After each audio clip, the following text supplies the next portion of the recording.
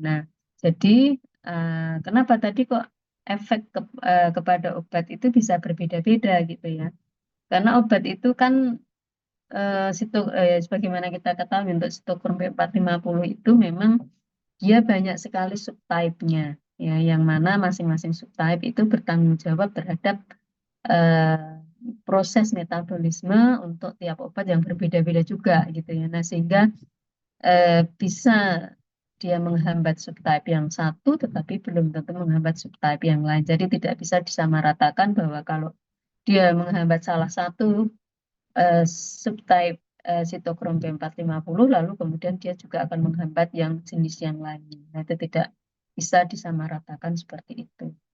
Nah, kemudian juga tadi terjadi farmakodinamik interaksi dengan antidepresan yang.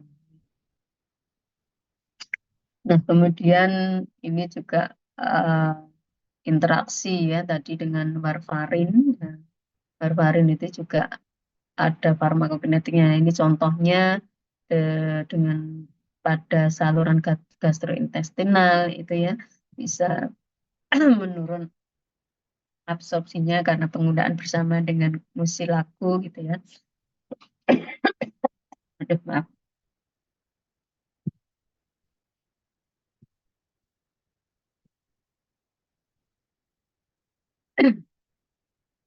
Bisa juga dengan penggunaan laksatif gitu.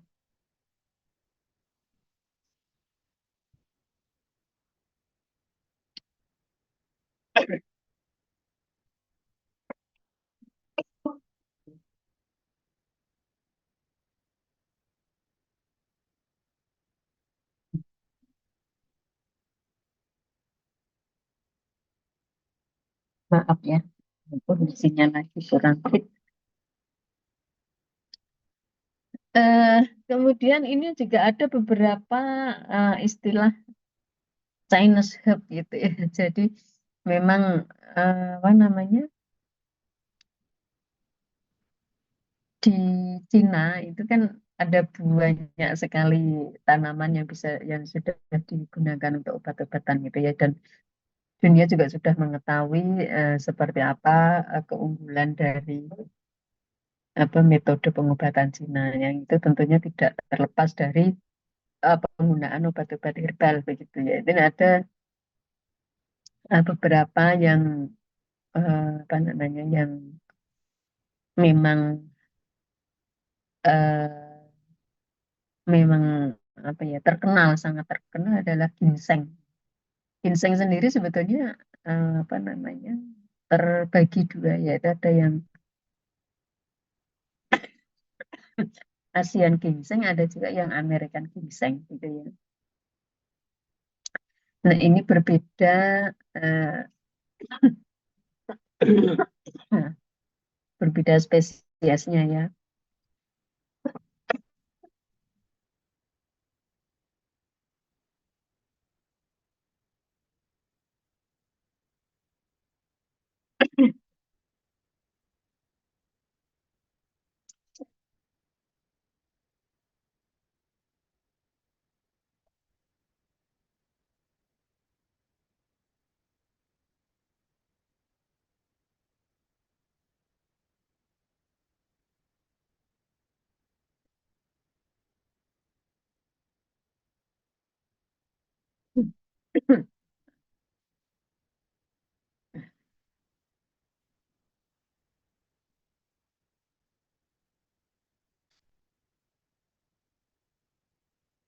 Nah, eh, dari hasil studi ya, baik yang di sini adalah eh,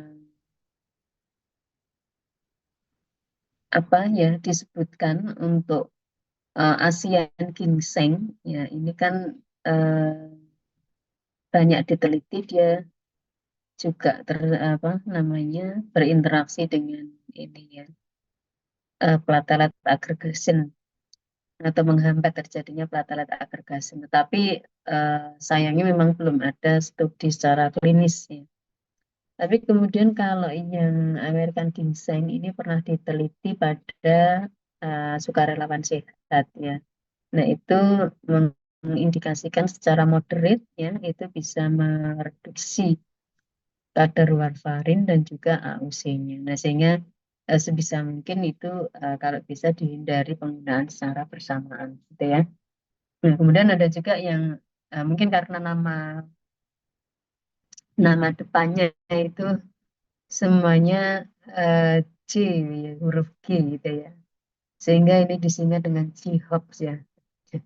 C-HOP dengan warfarin. Ya, memang warfarin ini juga salah satu obat yang bisa berinteraksi dengan banyak banyak ya boleh dikata dengan banyak senyawa ataupun baik obat-obat sintetis ataupun obat-obat herbal. Gitu. Ini sebagai contohnya yang pertama tadi garlic ya atau nama spesiesnya adalah Allium sativum. Itu ada 2 case report ya penggunaan secara kontinu dan eh, pada ini apa namanya dengan kadar atau mungkin jumlah yang cukup tinggi itu terutamanya adalah garlic oil ya itu bisa menurunkan platelet aggregation. Kemudian ginger ya atau jahe ya kalau kita kenal istilahnya adalah jahe. Nama latinnya adalah Juniper officinalis. Nah, dari hasil studi ya eh, apa namanya eh, keputusannya atau kesimpulannya itu sebetulnya agak-agak bertentangan gitu ya. Walaupun masih inkonklusif untuk hasilnya pada pasien sehat ya, tetapi ada eh, hasil atau report ya, ada case reportnya gitu, yang itu sudah eksis. Gitu. Jadi mungkin agak agak apa ya bertentangan karena ini yang satu pada volunteer kemudian case reportnya ini mungkin ya mungkin juga pada pasien langsung gitu. Nah, itu mungkin juga karena kondisi yang lain itu juga juga bisa mempengaruhi apakah memang betul terjadi atau tidak. Kemudian tadi ginkgo biloba sudah, kemudian ada green tea ya. Atau Camellia sinensis itu juga bisa menghambat platelet sintesis dan dari perombokan. Tapi ini baru secara laboratorium. Nah, itu untuk apa namanya? Untuk yang obat-obat herbal, kemudian kita lanjutkan dengan yang interaksi antara obat dengan makanannya. Nah, interaksi antara obat dengan makanan. Ya, makanan di sini tidak terbatas pada makanan ya, tetapi juga sebetulnya sesuatu yang kita gunakan baik makanan ataupun minumannya, tetapi secara umum kita sebut dengan makanan. Tapi intinya adalah sesuatu yang kita konsumsi begitu. Tidak terbatas bentuknya entah makanan, entah minuman, tapi yang kita konsumsi. Nah, pengaruh makanan terhadap efek obat itu kan ya karena kita merasa bahwa itu cuma makanan, cuma minuman gitu ya. Seringkali kita tidak memperhatikan atau tidak perhatian begitu ya. Padahal yang kalau Anda belajar toksikologi ya yang namanya kalau di dalam toksikologi itu ya ya mungkin saya tidak tahu kalau yang semester 5 mungkin yang sudah mengambil toksikologi mestinya tahu. Tapi kalau yang mungkin baru semester 3 ya mungkin belum paham ya. Nah, saya cuplik saja bahwa di dalam ilmu toksikologi itu segala sesuatu itu adalah racunnya, tetapi yang membedakan dia bersifat racun atau tidak adalah dosisnya. Nah, jadi di sini sekalipun dia itu makanan atau minuman, ya, kalau dia digunakan secara berlebihan itu bisa juga menimbulkan efek yang merugikan. Ya, bahkan mungkin tidak berlebihan, tetapi karena ada interaksi gitu ya. Nah, itu juga bisa menyebabkan hal-hal yang sifatnya adalah merugikan gitu. ya, ya tidak terlepas. Anda kan misalnya makan ya, makan itu kalau makan katakanlah nasi atau apa, mungkin wah karena enak terus berkali-kali eh, tambah gitu ya. Nah, ketika makanan kita penuh di perut ya, kan menyebabkan sakit perut juga ya. Ya minimal rasa kembung atau apa gitu ya. Nah, juga mungkin makanan-makanan yang banyak mengandung udara, misalnya ketika makan durian, misalnya nangka dan sebagainya, itu juga bisa juga menyebabkan perut kembung. Nah, jadi di sini yang perlu kita perhatikan adalah sekalipun dia makanan atau minuman ya, itu perlu untuk diperhatikan ya, karena ternyata makanan eh, bisa juga menyebabkan ini ya, berinteraksi dengan obat yang bisa menyebabkan efek obat itu menjadi tidak yang seharusnya, atau efek obat berkurang, dan ini bisa menimbulkan efek yang merugikan ya, entah itu dia sifatnya efek samping ataupun mungkin berkurangnya efek terapeutik ya, atau bahkan mungkin efek toksik. Nah, secara umum makanan yang seringnya ya, yang banyak itu adalah atau berinteraksi dengan ini ya, bisa dengan obat, bisa dengan senyawa yang sifatnya asam, dengan alkohol dan sebagainya. Nah, biasanya untuk makanan ini dia bisa mempengaruhi obat pada tahap semuanya ya, baik di fase absorpsi, baik di fase distribusi, bisa juga di fase metabolisme dan juga fase ekskresi.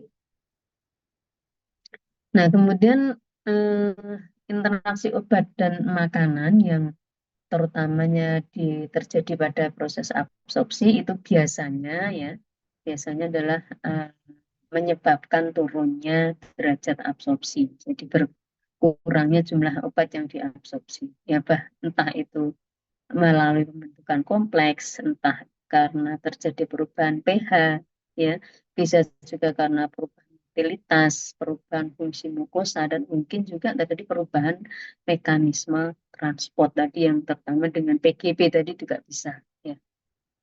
Nah, kemudian untuk tulisannya kelihatannya adik-adik ya, kelihatannya, mudah-mudahan kelihatan. Biasanya karena sudah tua ini saya besarkan.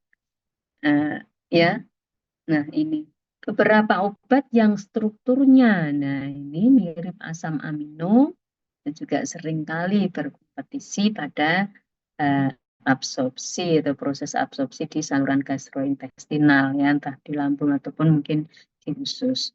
Nah, kemudian yang perlu disadari juga makanan-makanan yang banyak mengandung lemak ya. Di makanan berlemak ini juga bisa meningkatkan namanya adalah absorpsi, ya tentu obat-obat yang sifatnya larut dalam lemak. Ya, toh. Ya, kita tahu kan obat itu juga dia punya kelarutan yang berbeda-beda. Ada yang dia larut air atau hidrofil, ada yang dia larut lemak atau lipofil. Ya, nah, ini saya anggap semuanya mungkin udah paham ya. Dan tahu kalau yang baru semester awal-awal ya mudah-mudahan paham juga lah ya. Karena kalau enggak ada yang tidak dipahami dari penjelasan saya, boleh boleh ditanyakan langsung ya. Eh, Mungkin Anda bisa menyela, Bu. Mohon maaf ada yang tidak paham gitu ya, boleh.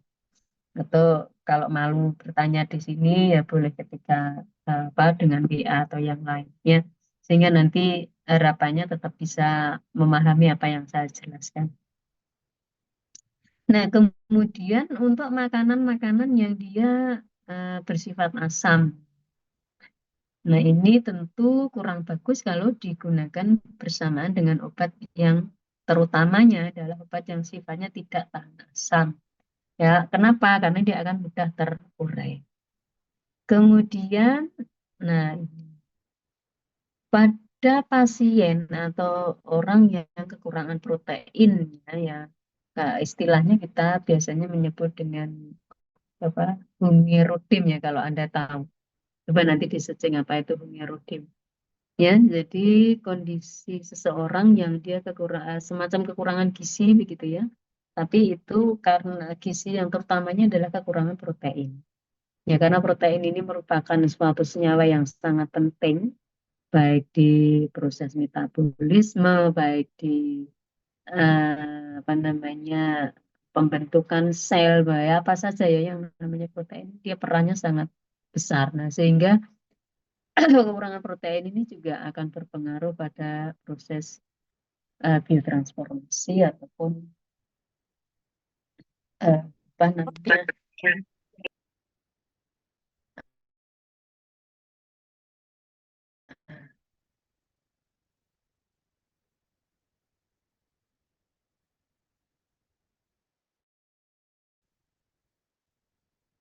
toksisitas obat ya. Nah, kemudian untuk pencegahan bisa eh, gunakan ya, harus digunakan obat saat lambung kosong misalnya, kecuali obat yang memang, nah ini juga mengiritasi lambung. Ya, jadi obat-obatan apa aturan minum obat itu juga berbeda-beda. Kadang ada yang kenapa obat harus diminum sebelum makan, ya. Kenapa obat harus diminum sesudah makan, atau mungkin diminum bersamaan dengan makan gitu ya. Yang dimaksud penggunaan obat sebelum makan itu tidak lalu apa kita minum obat lalu kemudian langsung makan, bukan seperti itu ya. Tetapi biasanya ada jeda, ya entah 1 jam atau 2 jam kita menggunakan obat, kemudian baru kita eh, makan gitu ya. Ya terutamanya misalnya kalau itu kita minum atau obat-obat yang misalnya obat mah gitu ya. Nah itu kan biasanya digunakan sebelum makan atau diminum sebelum makan. Ya fungsinya apa supaya obatnya ini bisa bekerja lebih dulu ya, misalnya entah dengan cara melapisi saluran pencernaan, entah yang apa gitu ya.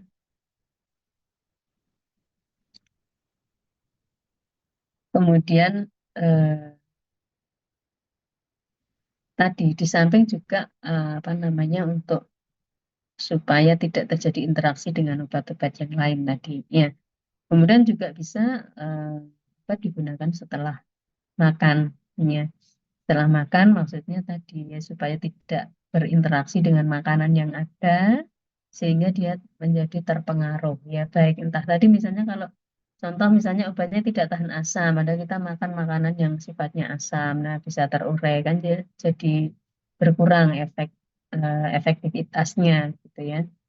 Tapi bisa juga tadi misalnya obat-obat yang absorpsinya justru lebih bagus ya ketika bersamaan dengan makanan yang berlemak ya, ya bisa juga di itu ya untuk meningkatkan absorpsi obat yang larut dalam tubuh. Itu juga bisa. Nah, kemudian eh,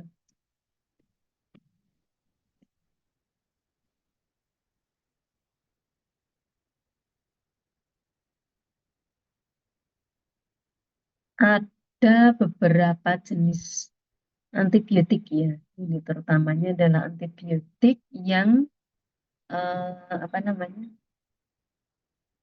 Itu juga banyak dipengaruhi oleh kondisi makanan. Nah, seperti ini misalnya cephalosporin, kemudian penisilin ya. Itu sebaiknya ya kalau dia diminum pada saat lambung kosong itu juga bisa mempercepat absorpsinya. Mungkin juga efeknya juga bisa lebih bagus gitu ya. Tapi kemudian ada eritromisin. Ya. Kalau eritromisin ini justru dianjurkan jangan diminum bersama jus, jus buah ataupun jus anggur gitu ya. Karena dia justru akan turun efektivitasnya. Ya, kemudian tetrasiklin. Nah, tetrasiklin juga bisa membentuk kelat ya dengan produk susu karena ada kalsiumnya biasanya. Nah, ini juga akan menurunkan efektivitas dari tetrasiklin. Kemudian untuk limkomisin, ya, limkomisin, makanan ini justru menurunkan kadar obatnya di dalam plasma. Nah, sehingga juga eh, sebaiknya juga dihindari ya makan atau minum atau mengkonsumsi lipomisin bersamaan dengan makanan. Nah, kemudian khusus ya, kadang-kadang kita juga perlu perhatian terhadap obat-obat yang khusus ya, seperti misalnya di sini adalah isoniazid atau yang biasa kalau di dalam resep atau di itu kita singkat dengan INH ya.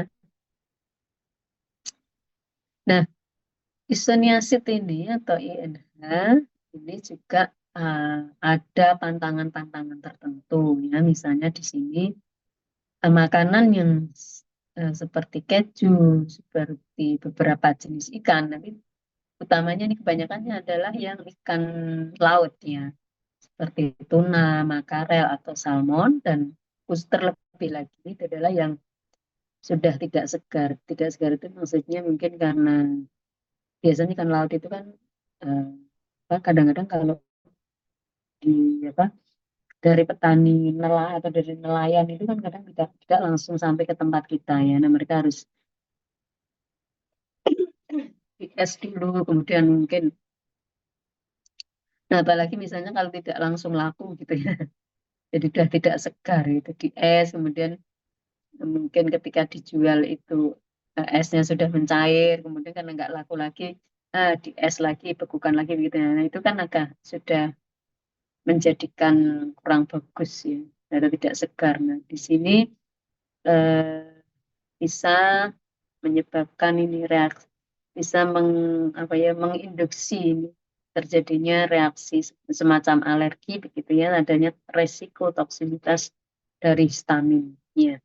Nah, risiko alergi ini karena adanya histamin ini bisa astagfirullah, bisa menyebabkan sakit kepala yang hebat, bisa juga gatal, kemerahan pada kulit, nyeri abdomen ya, bisa juga mata kabur, sesak napas, diare dan sebagainya.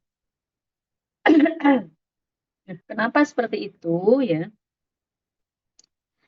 Karena makanan tadi ya seperti ikan tuna, makarel, salmon ini kaya akan histidin ya, yang mana eh, pada saat proses penyimpanan itu akan diubah menjadi stabil oleh bakteri ya. Apalagi kalau proses penyimpanannya tidak bagus tadi ya, misalnya harusnya didinginkan, tapi mungkin OS-nya kurang atau apa gitu ya kan. Kadang-kadang kalau sudah di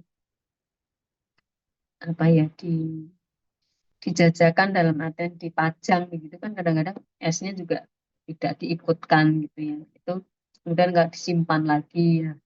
Nah, itu kan sudah mungkin sudah terkontaminasi dengan bakteri juga.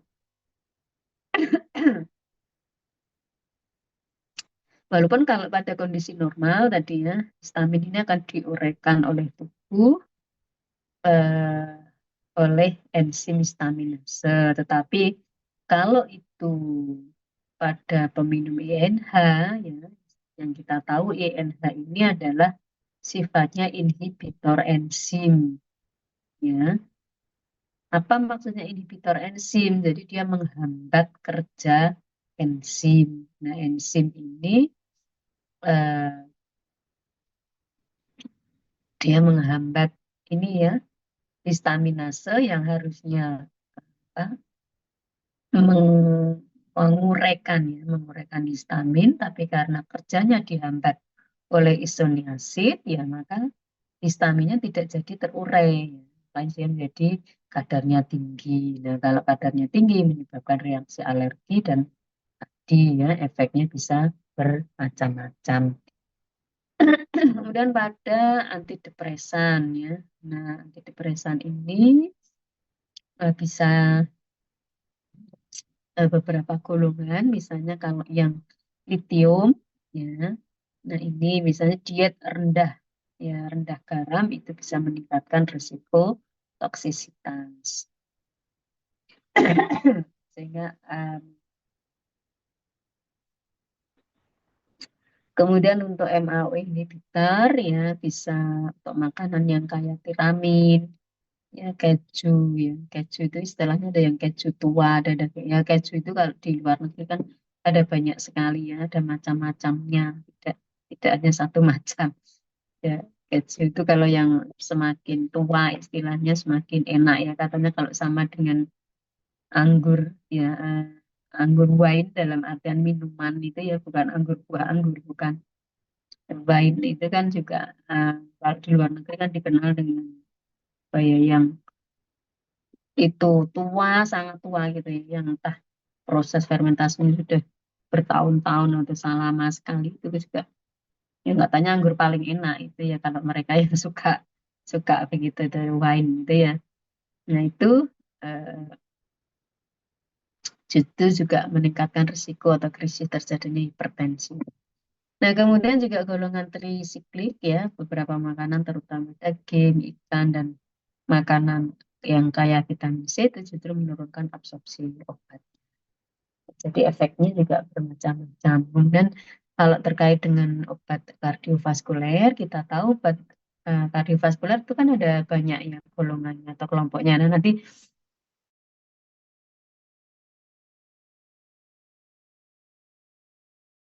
adik-adik bisa cek, ler, ya. Ini ada yang kelompok ACE inhibitor, ada alpha blocker, ada yang terkait dengan obat anti aritmia, ada juga kelompok beta blocker. Dan mungkin malah nanti di belakang bermacam-macam juga ya, ada yang terkait karena obat kardiovaskuler seringkali juga dengan obat jantung ya biasanya. Ada yang kelompok digitalis, ada diuretik, ya, ada furosemid, diuretik, tiazid, dan sebagainya. Kita kembali ke sini dulu. Nah, untuk S inhibitornya, ini disarankan untuk diminum saat lambung kosong, ya. Kalau S inhibitor ini golongannya ya, kalau jenis-jenis obatnya nanti nama-namanya bisa Anda cek juga mungkin di internet atau di buku-buku farmakoterapi, ya.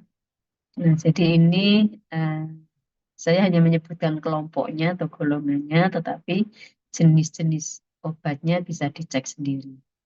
Yaitu diminum saat lambung kosong karena akan meningkatkan absorpsi obat. Ya. Kemudian untuk golongan alpha blocker, nah ini justru disarankan ya untuk minum bersama cairan atau makanan untuk menghindari ya, hipotensi. Ya, jadi kalau dia diminum sendirian itu dia efektivitasnya sangat bagus gitu ya. Nah, ini justru dikhawatirkan tekanan darahnya itu turun secara drastis. Nah, itu kan atau terjadi hipotensi itu kan juga tidak bagus ya untuk pasien. Nah, makanya bisa diminum untuk menghindari itu supaya tidak terjadi hipotensi pada pasien. Makanya diminum bersama cairan atau makanan. Nah, kemudian kalau apa ya, anti aritmia ya, aritmia itu kan sesuatu atau kondisi jantung yang berdetak secara tidak normal. Ya, kalau anti aritmia sebenarnya untuk supaya detak jantungnya kembali normal gitu ya. Tapi kalau digunakan bersama dengan kafein, ya kita kan sering dengar kalau orang minum kopi itu seringnya kadang detak jantungnya menjadi lebih cepat gitu ya.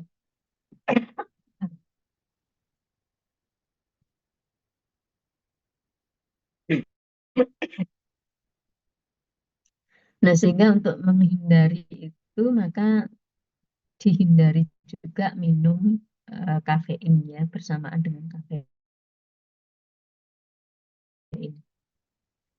Nah, kemudian untuk beta blocker juga disarankan minum saat perut kosong. Kemudian makanan yang terutama mengandung daging gitu ya, atau daging-dagingan gitu ya, bisa meningkatkan eh, efek obat dan menyebabkan rendahnya tekanan darah. Nah, ini juga mungkin agak perlu dihindari ya, mungkin karena dia sifatnya adalah eh, larut lemak ya. Jadi kalau dengan daging dia akan lebih mudah untuk diabsorpsi ya, sehingga akan obatnya akan meningkat gitu ya. Sehingga ini juga perlu kalau tekanan darahnya sangat rendah atau terjadi potensi juga tidak bagus untuk pasien ya. Nah, kemudian untuk digitalis ini terkait kerja jantung ya. Nah, maka ini dihindari ya, minum bersama susu atau makanan yang berserat tinggi karena justru akan mengurangi absorpsi obat dan meningkatkan terbuangnya kalium. Kita tahu kalium ini juga salah satu mineral penting yang apa berperan juga di dalam pengaturan kerja jantung ya. Kemudian diuretik, ini bisa perlu diperhatikan apakah ada karena bisa menyebabkan peningkatan risiko defisiensi vitamin K. Ya, karena diuretik kan dia seseorang yang minum diuretik karena kan apa ya sering mudah pipis, sering belakang gitu ya. Jadi pipisnya akan jadi lebih banyak. Tapi itu perlu diwaspadai supaya tidak terjadi defisiensi vitamin K ya. Ya ini mohon dibedakan ya kalau K saja dia eh, K saja dan vitamin K ya tentu berbeda. Kalau K itu kalium ya dalam artian mineral tertentu, tapi kalau vitamin K ya kan beda tadi ya vitamin. Nah ini fungsinya juga berbeda-beda ya. Dan vitamin K biasanya terkait juga dengan anti apa ya proses pembekuan darah. Nah kemudian kalau di sini terkait kerja jantung ada diuretik yang hemat kalium. Nah, itu jangan diminum bersama dengan suplemen yang tinggi kalium ya, nah, karena dapat menyebabkan kelebihan kalium. Nah, ini juga akan mengganggu kerja jantung. Kalau furosemid terutamanya adalah makanan ya, penggunaan bersama makanan bisa menurunkan bioavailabilitasnya. Ya, kalau bioavailabilitas turun itu artinya jumlah senyawa aktif yang tersimpan di dalam tubuh kita itu juga turun ya. Nah, makanya efek diuretiknya juga. Untuk diuretik asid meningkatkan atau peningkatan reaksi terhadap MSG. MSG tahu ya adik-adik. Makanan ber-MSG. Nah ini biasanya anak-anak SMA aja udah tahu ya. Dan nanti kalau ada yang bingung ya dicek ya MSG itu apa. Nah kemudian dengan obat-obat asma. Hmm. Obat-obat asma sebagai contoh di sini pseudoephedrine ya harus dihindari juga kafein ya karena akan meningkatkan rasa kecemasan dan nervous ya. Kemudian untuk teofilin, untuk teofilin ya diet kaya protein juga akan maaf tuh bukan A protein ya, kaya protein. Di A-nya bisa dihilangkan. Akan mengurangi absorpsi obat, kemudian penggunaan bersama dengan kafein dia justru meningkatkan risiko toksisitas obat. Ya, kemudian obat-obat anti kolesterol ya di sini juga penggunaan bersama dengan kolestiramin ya. Justru dia akan meningkatkan ekskresi asam folat, kemudian vitamin yang larut di dalam lemak ya terutama vitamin A, D, E dan K. Kemudian untuk gemfibrosil, gemfibrosil ini juga harus dihindari makan bersama makanan yang banyak mengandung lemak atau makanan lemak karena akan menurunkan efek obat, kemudian antikoagulan. Efek antikoagulan akan berkurang ya oleh makanan yang kaya ya vitamin K. Nah, tadi kita tahu vitamin K adalah salah satu vitamin yang punya peran penting pada proses pembekuan darah. Nah, vitamin K ini juga banyak terjadi di apa? Banyak kita peroleh dari brokoli, ada kubis, ada sapi, nah, apa sayuran-sayuran hijau dan sebagainya. Tapi itu kalau digunakan bersama antikoagulan justru akan mengurangi efektivitasnya. Kemudian di sini ya, nanti koagulan orang akan berkompetisi ya dengan suplai normal vitamin K untuk mengurangi sintesis faktor pembekuan darah ya. Jika vitamin K-nya sangat tinggi, sintesis faktor pembekuannya normal, maka akan terjadi penurunan efek antikoagulan. Nah, untuk pengatasannya bisa dengan cara meningkatkan dosisnya atau mengurangi asupan vitamin. Kemudian obat-obat tukak lambung, ya, terutamanya adalah golongan antasida, misalnya. Nah, ini juga mengganggu absorpsi berbagai mineral ataupun obat-obat yang lainnya. Nah, makanya jangan digunakan bersamaan. Ya. Bisa minum 1 jam sesudah, maksudnya sudah makan antasida, ada diberi jeda atau jarak misalnya 1 jam. Kemudian kelompok simetidin, ada famotidin, ada sukralfat. Nah, ini yang perlu dihindari adalah makanan yang kaya protein atau kafein ya. Atau mungkin makanan lain yang dapat meningkatkan keasaman lambung ya. Karena obat-obat ini dia akan rusak ya oleh eh, asam lambung. Ya, kemudian terkait penggunaan hormon ya, hormon ini antara lain adalah kontrasepsi oral, ya, makanan yang sifatnya asin, ya, ini ya, kontrasepsi oral tahu ya kontrasepsi ya, ya biasanya untuk mencegah kehamilan ya. Kemudian makanan yang sifatnya asin itu justru meningkatkan retensi cairan tubuh, nah, sehingga obat ini itu bisa mengurangi absorpsi asam folat, vitamin B6 dan zat-zat gizi yang lain. Makanya konsumsi makanan dengan kadar zat-zat ini yang sangat cukup tinggi untuk menghindari defisiensi. Kemudian eh, golongan atau kelompok steroid ya, makanan asin juga bisa meningkat ya, kurang lebih sama ya, makanan asin akan meningkatkan retensi cairan. Untuk menghindari defisiensi maka perlu dikonsumsi makanan yang kaya CA, vitamin K, dan protein. Kemudian obat-obat steroid, makanan yang kaya iodium justru akan menurunkan efektivitas obat. Kok masih banyak ya?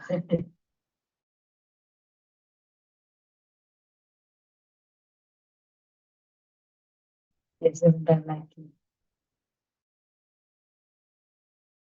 Apa namanya sudah diberitahu ya, baik analgesia itu obat-obat yang berfungsi untuk mengurangi rasa sakit. Analgesik ini bisa juga bekerja secara perifer, yang dia bekerja dengan mempengaruhi ya, atau bekerja pada sistem saraf pusat.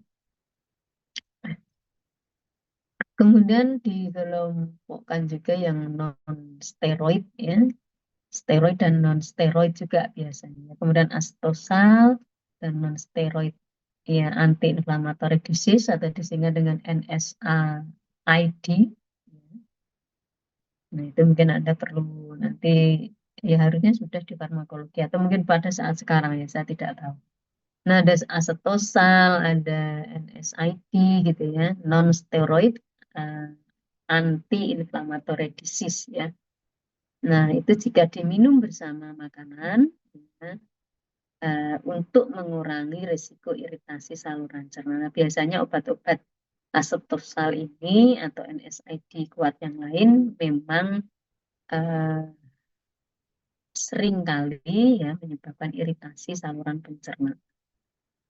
Nah, sehingga biasanya harus diminum bersama makanan atau mungkin setelah makan ya, artinya ketika perut kita terisi. Karena kalau tidak bisa menyebabkan atau meningkatkan resiko iritasi.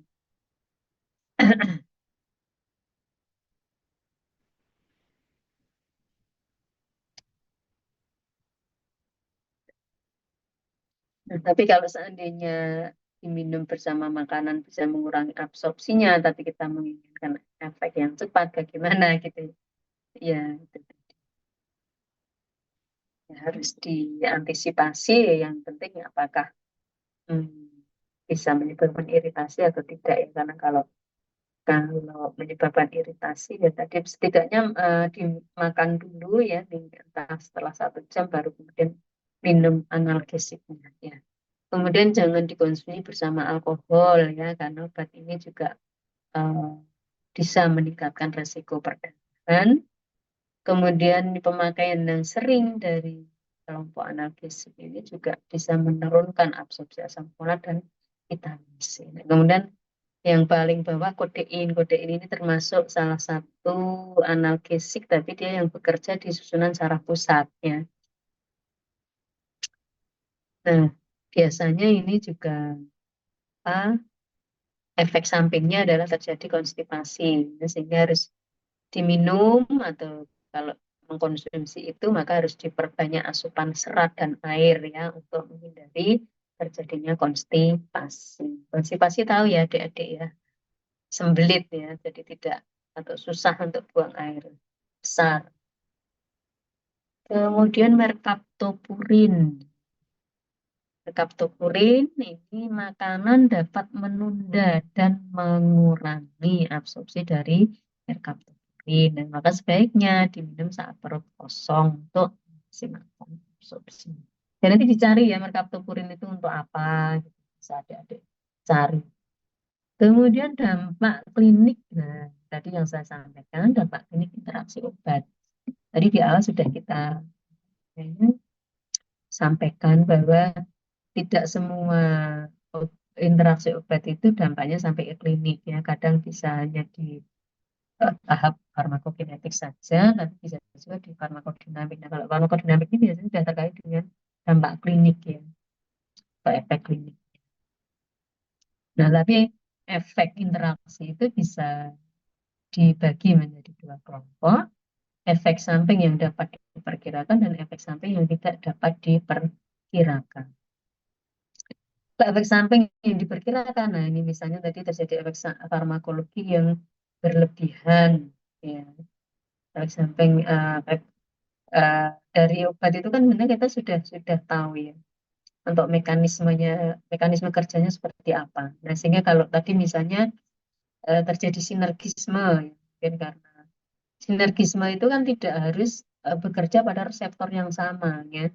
Sinergisme bisa saja dia bekerja pada reseptor yang berbeda, tetapi menghasilkan jenis efek yang kurang lebih sama atau yang sama, gitu ya, sehingga efeknya menjadi berlebihan. Kemudian bisa juga gejala penghentian obat, ya. Ya kalau biasanya itu gejala penghentian obat itu akan terjadi, istilahnya withdrawal syndrome gitu ya. Nah itu biasanya untuk obat orang-orang yang menggunakan obat yang sifatnya adalah bisa menyebabkan ketagihan ya seperti narkoba dan sebagainya atau mungkin obat-obat golongan tertentu yang bisa menyebabkan adiksi. Kemudian efek samping yang tidak berupa efek farmakologi utama. Nah, gitu ya.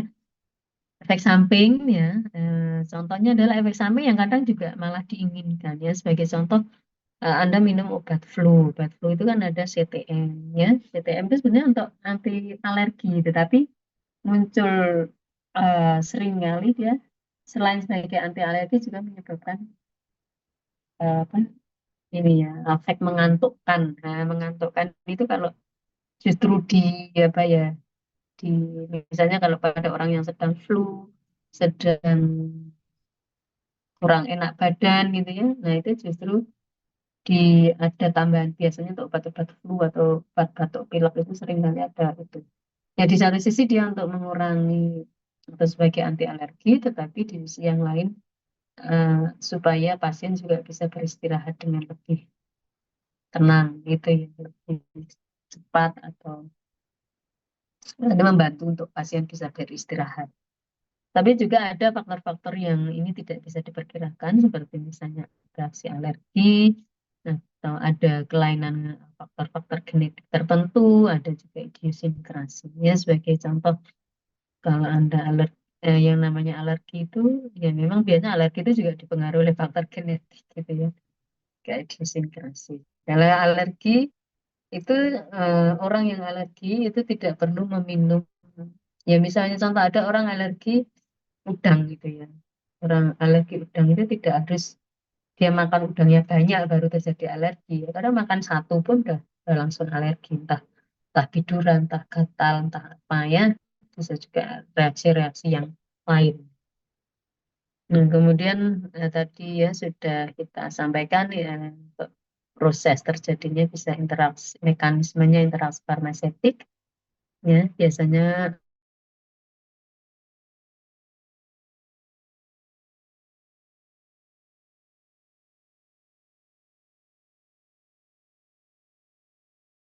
eh, kita kenal dengan istilah inkompatibilitasi ya, misalnya kalau sirup atau mungkin kayak obat-obat yang bentuknya cairan dan dia tidak larut, nah itu seringkali kan jadi pengendapan ya, makanya ada obat-obat yang harus ditandai ya, itu dengan istilah dikocok dahulu ya. Kenapa? Karena tadi untuk tetap bisa mendapatkan komposisi dosis yang sesuai atau yang seimbang ya. Karena kalau terjadi presipitasi gitu ya, atau terjadi pengendapan, nah itu makanya senyawa aktifnya juga biasanya ya di samping mungkin karena terjadi kerusakan, presipitasi itu kan bisa karena kerusakan, tapi bisa juga memang karena tidak larut ya senyawa aktifnya. Kalau karena kerusakan, nah itu perlu perlu diperhatikan dan mungkin tidak bisa dipakai lagi ya obatnya. Tapi kalau presipitasi ini hanya karena mungkin obatnya tidak larut gitu ya, nah itu masih bisa diatasi tadi dengan dikocok dahulu.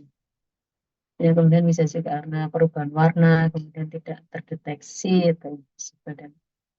Tetapi yang lebih penting ini ya, kalau obatnya sudah karena ada presipitasi itu sebetulnya tadi ya, ada mungkin karena terjadi reaksi kimia yang menyebabkan terjadinya presipitasi sehingga obatnya jadi tidak aktif. Nah, itu yang perlu diwaspadai. Karena kalau obatnya sudah tidak aktif kan, ya sama saja kita meminum obat seberapa banyak juga tidak akan sembuh gitu ya.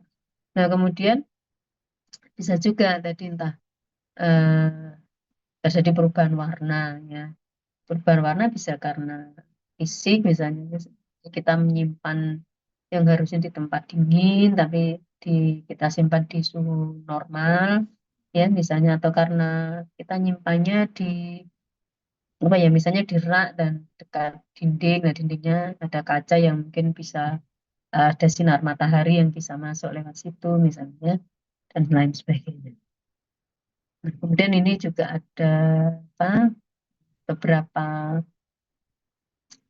apa obat-obat yang harus dihindari penggunaannya secara bersamaan seperti phenytoin dengan larutan dextrosa 5%, kemudian amphotericin dengan NaCl fisiologis ya.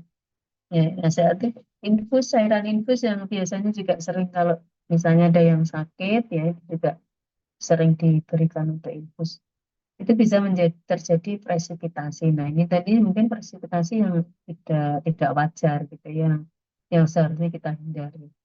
Kemudian penggunaan karbenisilin dan ketamisin, nah ini juga bisa menyebabkan terjadi inaktivasi obat. Nah, kalau sudah terjadi inaktivasi kan otomatis obatnya tidak berefek. Nah, ini mestinya harus dihindari. Kemudian nah,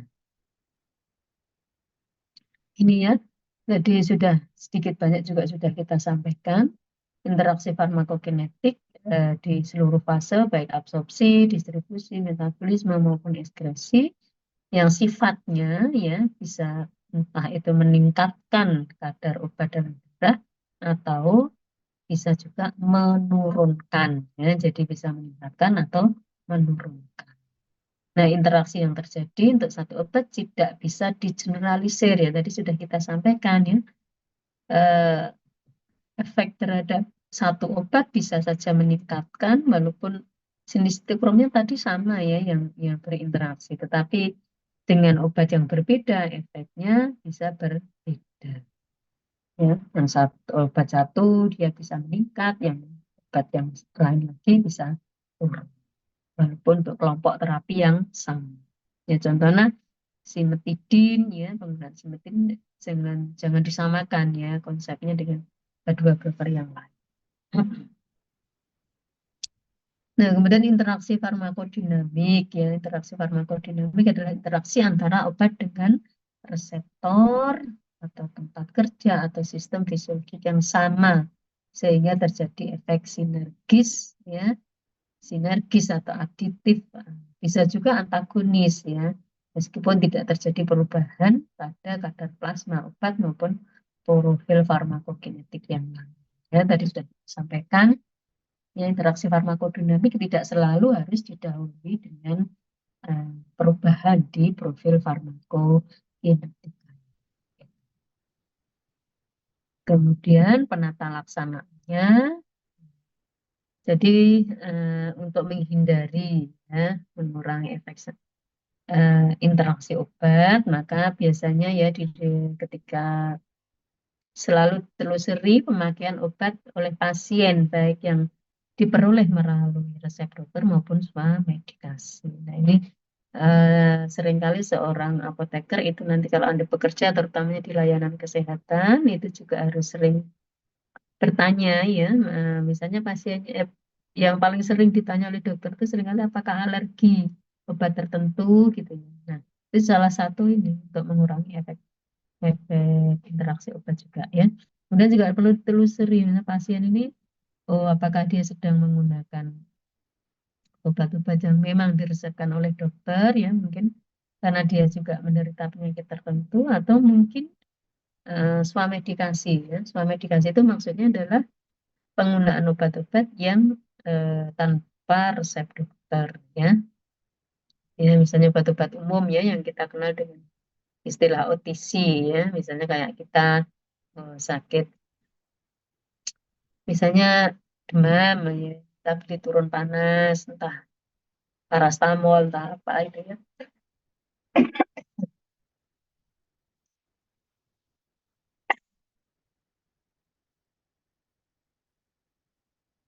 Nah, kemudian sebisa mungkin ya menggunakan obat itu kalau memang ada indikasi yang jelas ya. Jadi kalau dan memang tidak ada alternatif non farmakoterapi. Kemudian jika harus memberikan obat yang gabungan, maka tadi ya dipastikan tidak ada interaksi yang merugikan. Nah, mungkin kemarin Bu Vita sudah menyampaikan ya cara mengecek interaksi ya. Interaksi bisa, sekarang ini memang sudah banyak apa, media-media yang bisa kita gunakan untuk ngecek kayak dengan buku, atau misalnya gerak interaksi checker atau bisa juga dengan leksikon dan sebagainya ya.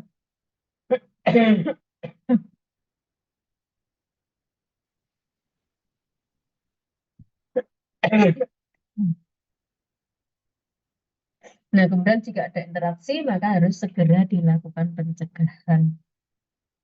Ini satu slide lagi ya. Aduh, maaf.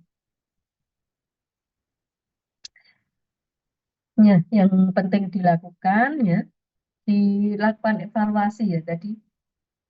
Kan ya dengan bertanya tadi apakah sedang menggunakan obat yang lain, misalnya baik itu yang dari dokter ataupun yang tidak, gitu ya. Maupun sudah sedang menggunakan obat herbal yang lain, misalnya. Nanti yang seringkali tidak dengan resep dokter. Dan kemudian terutamanya juga yang perlu perhatian khusus adalah pada bayi, anak-anak, dan usia lanjut ya. Karena apa? Karena kita tahu bahwa pada bayi, anak-anak, dan usia lanjut itu kondisi-kondisinya tidak normal ya. Misalnya pada bayi atau anak-anak seringkali ada beberapa enzim yang dia belum bekerja secara normal, atau mungkin kapasitasnya masih rendah. Sementara untuk orang usia lanjut gitu ya, nah itu seringkali sudah banyak berkurang ya, baik enzim-enzim yang harusnya bekerja, misalnya terutama terkait dengan enzim pemetabolisme, atau mungkin juga organ-organ khusus ya yang tadi untuk memetabolisme seperti hepar, mungkin juga fungsi ginjal, nah itu sudah berkurang, nah, sehingga harus diperhatikan khusus ya karena seringkali juga dosis yang digunakan pada bayi, anak-anak, dan usia lanjut itu juga berbeda dengan dosis yang digunakan pada pasien dewasa normal ya. Dan tadi ditelusuri secara rinci ya mengenai pemakaian obat yang digunakan pasien sebelumnya, dan ini juga penting ya kalau ada keluhan. Nah, ada keluhan sewaktu pengobatan itu juga harus dianalisis karena bisa jadi keluhan itu merupakan eh, tanda-tanda terjadinya interaksi obat. Gitu ya. Nah, kemudian sedapat mungkin dihindari pemberian obat yang bersama-sama lewat infus ya karena tadi riskan terjadi interaksi. Oke, kalaupun terpaksa diberikan lewat infus ya bergantian. Ya. Nah, ini juga penting ya, jangan memberikan suntikan.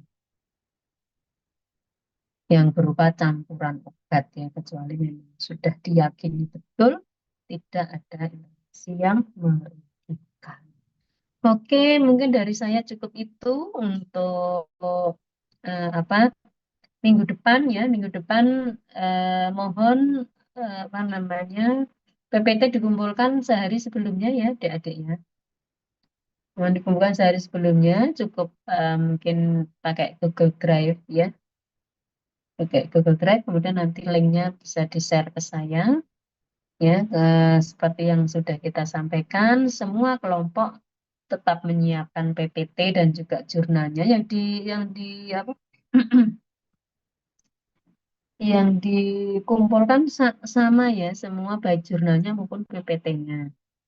Dan nanti untuk apa akan kita pilih langsung pada saat nanti ya pelaksanaannya belum tahu saya apakah mungkin bisa ya ya minggu depan akan saya sampaikan apakah akan luring atau daring begitu ya. Sebetulnya saya menginginkan luring ya sebetulnya, tetapi itu pun nanti melihat kondisinya juga. Oke, adik-adik cukup itu ya, dan penerapan Anda untuk melakukan interaksi obat, apakah misalnya sifat interaksinya, potensinya ya mayor, minor, atau severity ya, severity-nya beda-beda Anda sudah tahu dari Bu Vita, cara menggunakan leksikon juga sudah. Nah, ya, oke ya itu yang terkait dengan penggunaan cara klinis. Oke, ada yang mau ditanyakan? Kalau tidak ada, bisa saya akhiri ya, adik-adik ya.